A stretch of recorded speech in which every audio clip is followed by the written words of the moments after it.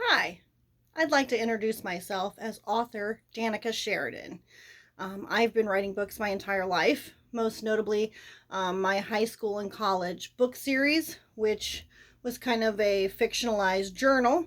I turned that into Life Trials, the complete series. Um, it's like 8 stories, short stories that kind of travel from high school through the beginning of college.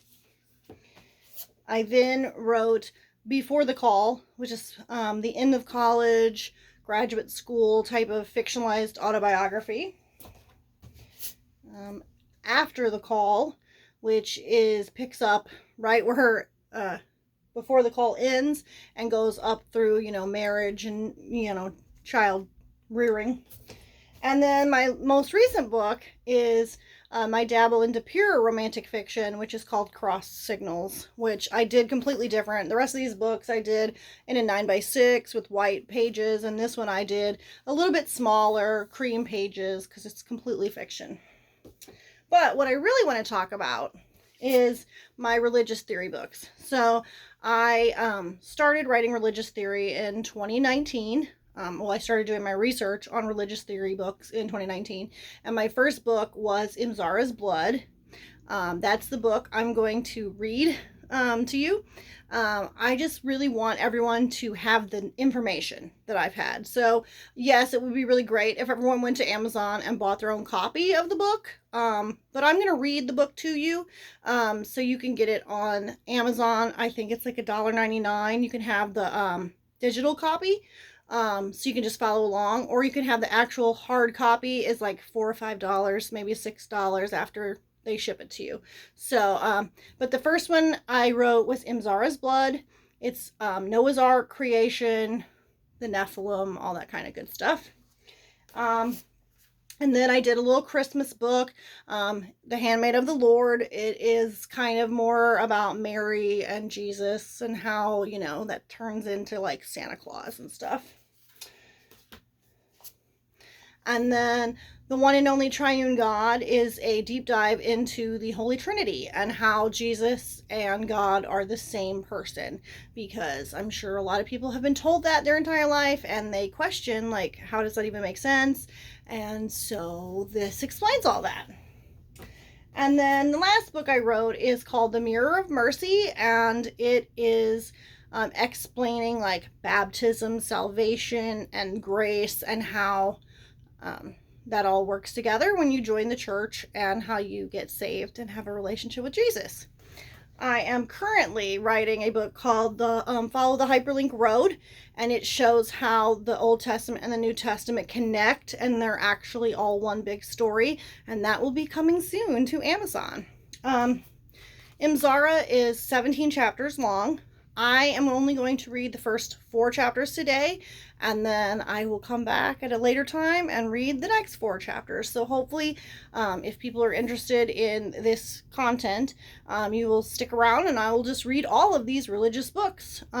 Just because, like I said, I'm more interested in you actually having the information than me making any money off of selling the books. But I do think at least a digital copy so you know what I'm saying would be helpful. So, I'm obviously not going to be looking up very much when I read this because I have to read it. So, I guess I'll give you a little background on how I came to write this book. I've always been a member of the Church of Christ, always went to church since, before I was even aware I was going to church. Went to a Christian college. Pretty much how you do. You warm a pew and you go and you believe in Jesus and you believe in God and all that. And you don't necessarily get that deep into your theology and what that means. So if you read my other non-religious books, you will see my, saving moment was a little bit of a date rape situation. And I was like, oh, I need Jesus. And so I got baptized. And then, that turns into you're pretty much just going through the motions. You know God exists. You've had a few God moments, but you're not necessarily questioning too much. And you have room for doubt and stuff. Then I went to the Noah's Ark Encounter in Kentucky.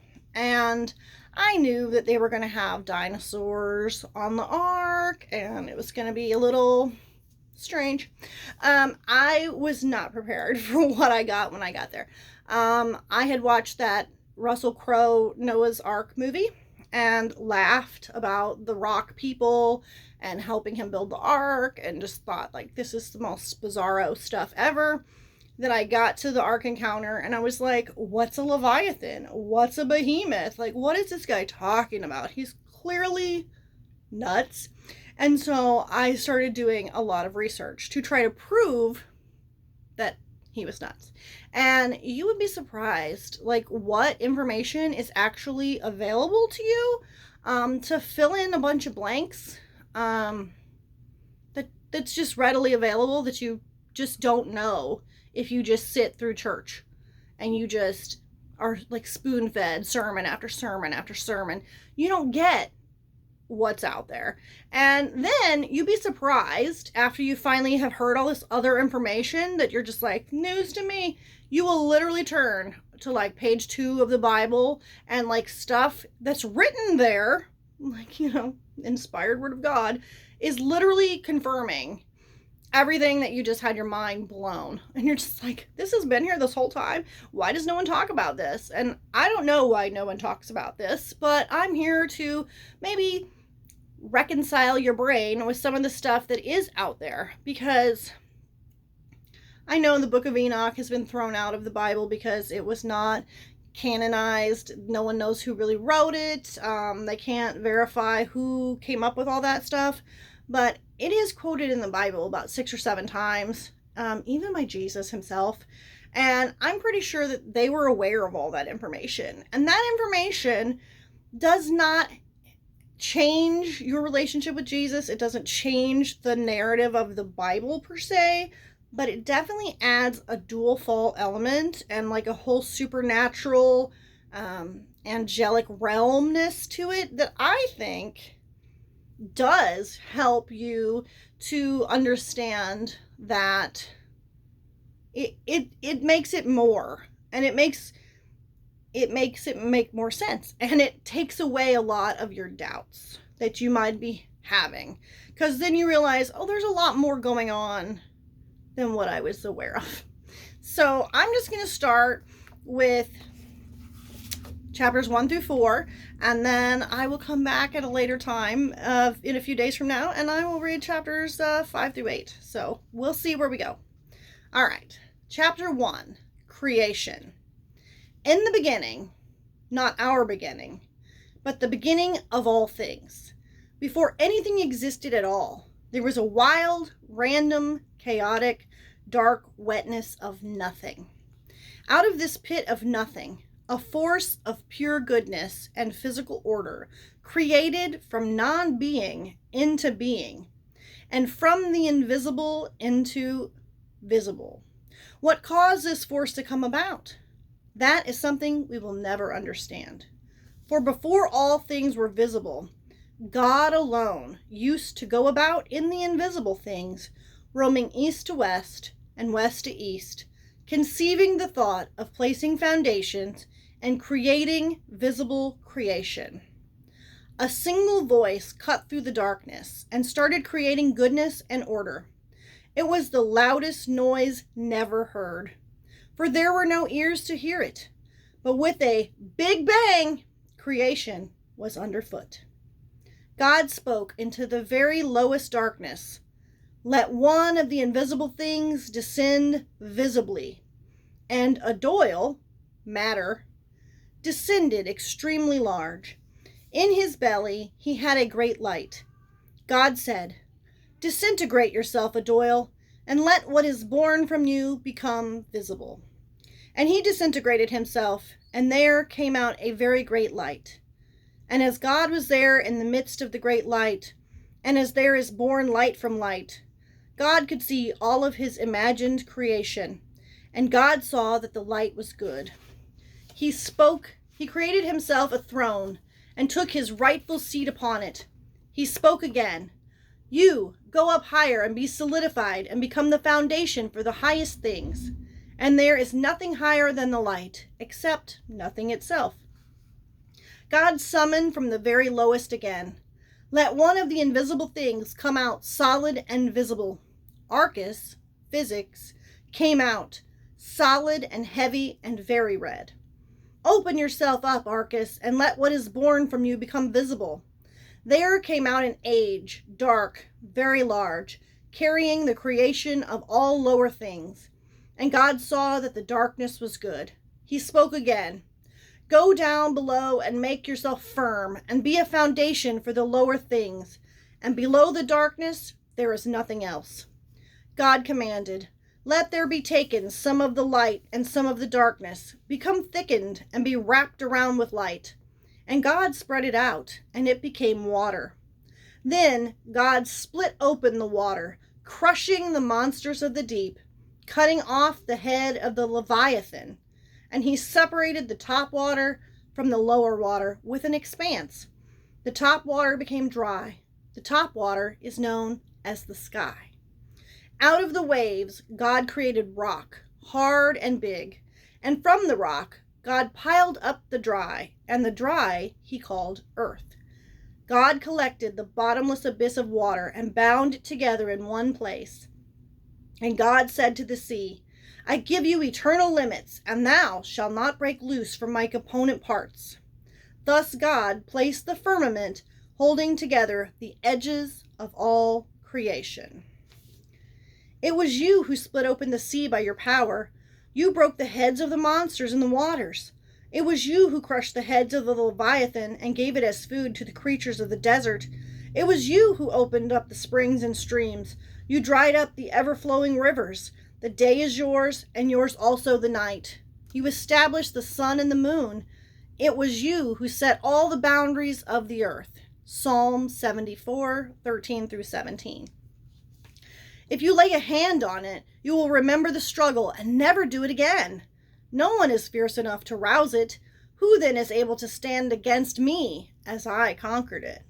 Everything under heaven belongs to me. I will not fail to speak of Leviathan's limbs, its strength, and its graceful form. Who dares open the doors of its mouth, ringed about with fearsome teeth? Its back has rows of shields tightly sealed together that no air can pass between. Its snorting throws out flashes of light. Flames stream from its mouth. Sparks of fire shoot out. Smoke pours from its nostrils as from a boiling pot over burning reeds. The sword that reaches it has no effect, nor does the spear, or the dart, or the javelin. Iron it treats like straw, and bronze like rotten wood. Nothing on earth is its equal, a creature without fear. Job 41. Then God created his heavenly troops. He made them the essence of fire, and he looked at the very hard, firm rock. And from the gleam in his eye, the lightning received its wonderful nature, both brighter than the sun, yet softer than water. And from fire, God created the orders of the incorporeal 10 troops of angels, and their weapons are fiery, and their raiment a burning flame, and they all stood in their order. God then commanded the earth to grow great and fruitful trees and hills and seed to sow. And God planted the paradise of Eden and enclosed it, and placed cherubim and seraphim at the gate to guard the entrance from the soon-to-be inhabitants of regular earth. God commanded that there should be great lights on the heavenly circles. On the first uppermost circle he placed the star Chrono, and on the second circle Aphrodite, and on the third Aris, and on the fourth Zeus, and on the fifth Hermes. And on the sixth and seventh lower circles he placed the sun for the illumination of the day, and the moon and stars for the illumination of the night. The sun operates by using the 12 signs of the zodiac to mark seasons, and God appointed the succession of the months and their names and their natures, their thunderings and their hour markings, how they should succeed one another. God commanded the sea that it should bring forth fishes and great creatures of the abyss, the frightening megalodon, and every living thing with which the water teems. God commanded the sky to bring forth feathered birds of all varieties to soar over the lands, from the tiny red cardinal to the gigantic pterodactyl. God commanded the earth to bring forth all animals creeping on 4 legs, livestock, wild animals, and even the massive behemoth. Creation produced its first offspring, both male and female, and every soul was breathing the spirit of life. Look at Behemoth, which I made along with you, and which feeds on grass like an ox. What strength it has in its loins, what power in the muscles of its belly. Its tail sways like a cedar, the sinews of its thighs are close knit. Its bones are tubes of bronze, its limbs like rods of iron. Job 40:15-18. Finally, God used his infinite wisdom to create man from 7 consistencies. His flesh he fashioned from the earth, his blood from the dew, his eyes from the sun, his bones from stone, his intelligence from the swiftness of the angels, his veins and his hair from the grass of the earth, and his soul breathed from God's own breath. God gave him 7 natures, to the flesh hearing, the eyes for sight, to the soul smell, the veins for touch, the blood for taste, the bones for endurance, to the intelligence sweetness. Man was created from invisible and visible nature. Both are his death and life and image. He knows speech like some created thing, small in greatness, and again, great in smallness. He was placed on earth as a second angel, honorable, great, and glorious, appointed to rule on earth and to possess God's own wisdom. And there was none like him on earth, or of all God's existing creatures. Compatible but not equal to the Neanderthal, the stallion versus the ass. God named him after the 4 components of the earth that he was to rule, north, south, east, and west. And his name was Adam, which means man of the earth. God showed him both ways, the light and the dark. God spoke, "This is good, and that is bad. I want to learn whether you have love towards me or hatred. It will be clear to me which of your offspring love me, for I have already seen your nature, and you have not seen your own nature. Therefore, through not seeing, you will sin worse, and after sin, what is there but death?" And God put Adam into a deep sleep, and he took from him a rib, and created him a wife to multiply the human race throughout the world. And she would be the mother of all humankind. So he named her Mother, that is to say, Eve. With the Lord, a day is like 1,000 years, and 1,000 years are like a day. 2 Peter 3:8. Adam and Eve are the great grandparents of my husband. My name is Emzara, and this is my tale, told to the best of my knowledge and abilities about creation, the garden paradise of Eden, original sin, the fall of man, the Nephilim, the great flood, and the boat that I helped my husband build. I have floated on the waters of destruction and annihilation. I tell my story to prevent future generations from repeating the same history that condemned us all. Without knowledge, history is doomed to be repeated. Chapter 2. Noah. My husband's name is Noah. Noah's father is Lamech, son of Methuselah, grandson of Enoch, who was blessed to tour the heavens and have all the mysteries of creation shown to him. Enoch was the son of Jared, the son of Mahalalel, the son of Kenan, the son of Enosh, the son of Seth, the son of Adam. My husband is a very righteous and God-fearing man. He was found blameless in the Creator's eyes. Noah was the last man on earth with a pure human bloodline. Upon birth, while still in the arms of the midwife, he opened his mouth and spoke praise to God with all righteousness. His father Lamech was afraid of him and fled to Methuselah his father and said to him, "I have begotten a strange son. He is not like a human being, but he looks like the children of the angels of heaven. His form is different, and he is not like us. His eyes are like the rays of the sun, and his face glorious. It does not seem to me that he is of me, but of angels, and I fear a wondrous phenomenon may take place upon the earth in his days. Methuselah went to Enoch, who answered, Make known to Lamech that the one who has been born is in truth his son, and call his name Noah. The children of the angels were giants, with white hair and gleaming white skin, blue eyes. Noah was glowing with glory from the Creator, not from the angel bloodline. God instructed my husband about his plan to send a huge deluge and destroy the entire population of Earth. This global flood of mass destruction would not only kill every breathing thing on this rock, but change the landscape as we know it. It was a cleansing of the earth, a reset. So we built an ark as instructed, my husband Noah and I, along with our 3 sons, Japheth, Ham, and Shem, and their wives, Adonnesis, Sedequitalabab, and Nael Tamayuk. The ark was to be of cypress wood. It had to have many rooms in it, and covered with pitch inside and out. The ark was 510 feet long, 85 foot wide, and 51 foot tall, with 3 decks and a solid roof. God stated that the floodwaters would destroy all life under the heavens, every creature that has the breath of life in it. Everything on earth would perish.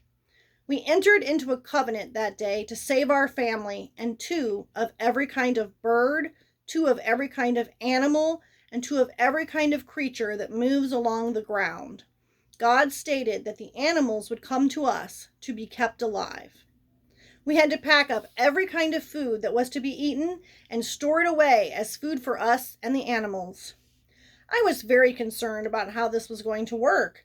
But just as it had been on day 7 of creation, when God rested and reveled in his accomplishment, everything was working as the perfect system it was intended to be. The animals that arrived at the ark spoke Hebrew, just like me, just like they did in Eden. The animals that arrived at the ark were herbivores, just like they were in Eden. To all the beasts of the earth, and all the birds of the air, and all the creatures that move on the ground, everything that has breath of life in it, I give every green plant for food. Genesis 1:30.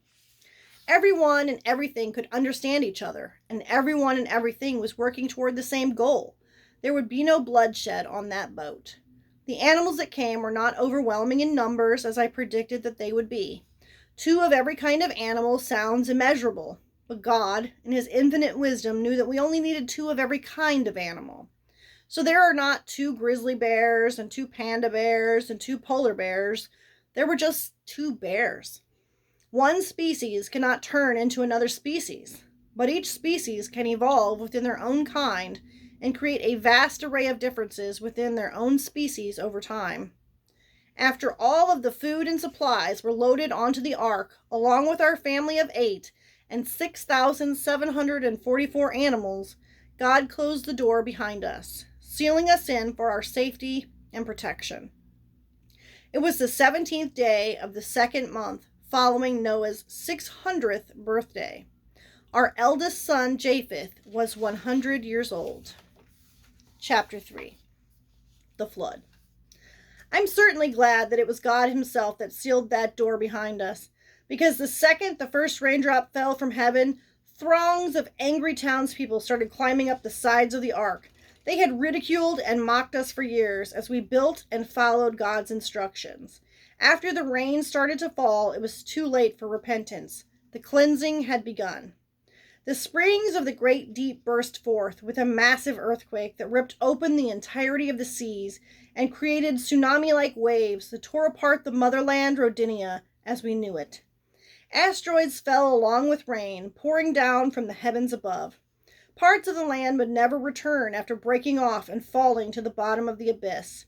There were massive waves that crashed all around us, covering the shorelines, and then the interior lands. Volcanic eruptions continued, every hour, sending more and more waves. The screams of the people were ringing in my ears. It was so loud, until it was silent. I was scared. Noah held on to me with his strong arms. His stoic demeanor never wavered. Our boat was thrown about like a rag doll on the waves, but we were built to withstand the torment. Each overlapping peg pushed against the other to form the tightest and most waterproof fit. The earthquakes finally stopped, but the terrible tremors lasted for weeks. The rains kept falling for over 40 days and 40 nights. The waters below the boat were churning. Every living thing that moved on the land perished and was buried beneath the collapsing lands and newly created mountain ranges. Some 750 million people perished in a matter of minutes. The waters were higher than the tallest landmass on Earth, to make sure that no one or no single thing could survive. Future generations will never believe the large behemoths and dinosaurs that roamed the earth before the flood. The few dinosaurs that were with us on the ark were of the smaller variety. The gigantic Tyrannosaurus rex or the super tall Brachiosaurus will forever be forgotten. No one will ever see a Triceratops wandering through town or have to duck their head as a Pteranodon flies by. There was no end to our sequester in sight. Now that the violent end of life was over, we waited patiently for God to tell us the plan for survival, the plan to get back off of the boat, the plan to resume building a life on Earth, no matter what that would eventually look like. Chapter 4. Adam and Eve. After Adam and Eve were created and they were placed in the garden paradise of Eden, they were put in charge of naming all of the animals. They were rulers of Earth, in charge of all plants and wildlife. Paradise operated by a different set of rules. Like I mentioned previously, all of the animals spoke the same language as Adam and Eve, and the angels, and God himself. There were no diseases, no weeds, no evil of any kind. Earth was built with Jerusalem as the center of the world. Eden was on a large mountain that reached up into heaven. It was literally heaven on earth. The gates of Eden were guarded by cherubim and seraphim, which are really just winged animal angels of various kinds. God came down from heaven and walked and talked with Adam and Eve in the garden. Adam and Eve were created in God's own image, and he loved them dearly. Before we can talk about what happened in the garden to create original sin and the fall of man, we have to talk about the hierarchy of creation and the purpose of the angels. In the heavens, there are several members of the heavenly hosts. These heavenly hosts are usually called the Elohim, or the Divine Council. They work for God. He uses them as his staff members to bounce ideas off of. He doesn't need them, but God likes to share his authority with others. God is a God of inclusion. The members of this council are the sun, moon, and stars themselves, the little g gods of the zodiac, the archangels, the cherubim, and the seraphim. The cherubim and seraphim are winged animal angels who guard Eden and carry the throne of God. They stand guard between earth and heaven. The angels are in charge of natural phenomena, the weather and the seasons. Under the authority of God, the angels may be said to be the directing power of the whole universe.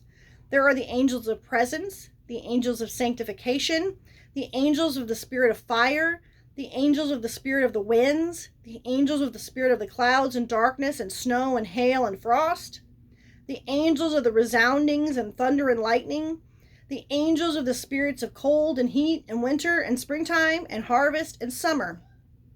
Then there are the higher ranking angels, messenger or guardian angels as it were, the 7 holy archangels, Uriel, in charge of eternity and trembling, Raphael, in charge of the spirits of man, Raguel, he takes vengeance for the world and for the disobedient luminaries of heaven. There is a prison for stars that refuse to shine. Michael fights and protects the people and the nations. Serakel, set over the spirits of humankind who sin in the spirit. Gabriel, overseer of Eden, serpents, and cherubim. And Remiel, set over those who rise from the dead. Eve was not even shocked a little bit when she was approached by the serpent. This was either because she spent her days talking to animals, or rather, working on behalf of Lucifer and his rebels. An almost human-like, beguiling, seductive angel was the real serpent. He was deceptive and sneaky, and snuck up on his prey. Those are his characteristics. the same as the snakes. Lucifer was an angel. He had other angels that worked under him in the angel hierarchy. When God breathed the breath of life into Adam and Eve and made them in the very image of himself, Michael instructed all of the angels, saying, "Worship the image of the Lord God as God has instructed." But Lucifer questioned this decision, responding, "Why do you compel me? I will not worship one inferior and subsequent to me. I am prior to him in creation. Before he was made, I was already made. He ought to worship me." This caused other angels to refuse to worship the humans as well. God was angry and cast the rebellious angels out from glory. In total, 30% of the angels rebelled and joined Lucifer. They were sent to regular earth to grieve. An enormous red dragon with 7 heads and 10 horns and 7 crowns on its heads. Its tail swept a third of the stars out of the sky and flung them to the earth. Revelation 12:3-4. The rebels could see Adam and Eve living in bliss in the paradise of Eden, walking with God. So they made a plan to assail Eve and get the humans expelled down to regular earth as well. Now the serpent, on a mission, approached Eve. He said to her, "Did God really say you must not eat from any tree in the garden?" Eve replied, "We may eat fruit from the trees in the garden, but God did say that we must not eat from the tree that is in the middle of the garden. He told us not to touch it, or we will die." "You will not die," the serpent replied, "for God knows that when you eat of this, your eyes will be opened, and you will be like God, knowing good from evil." Eve inspected the tree and saw that the fruit looked appealing and pleasing to the eye, and that it was also desirable for gaining knowledge and wisdom. She took some and ate of it. The fruit made the serpent look appealing and pleasing to the eye, and Eve lay with him. She also gave some fruit to Adam, and he ate of it. He immediately found Eve to be desirable, and he consummated their marriage bed without waiting a moment longer. The act of sexual desire uncovered their nakedness. They felt ashamed of what they had done. They saw themselves as sexual beings and sewed fig leaves together and made coverings for themselves to cover and hide their attractive physical features. Later that day, God was walking through the garden, and he called out to them, "Where are you?" Adam replied, "I heard you in the garden, but I was afraid because I am naked, so I hid." God shook his head. "Who told you that you were naked? Did you eat from the tree that I commanded you not to eat from?"